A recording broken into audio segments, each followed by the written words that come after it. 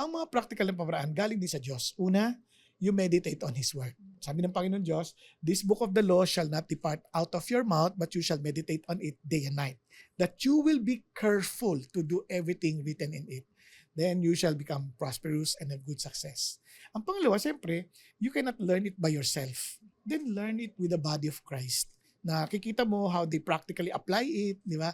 Yung sa'yo rin, mai-share mo rin sa kanila kasi we belong into one body. Yan sabi ng Panginoon Diyos na tayo ngayon ay hindi na isa, kundi tayo kasabahagi na ng katawan ni Kristo. So, importante yung mga bagay na yun. At syempre, never kang maglulus ng panalangin. Sabi ng Bible, if you abide in me, Amen. My words abide in you. Ask whatever you wish, it shall be given you. Kaya sabi niya, you did not choose me, but I chose you that you will bear fruit and that your fruit will remain.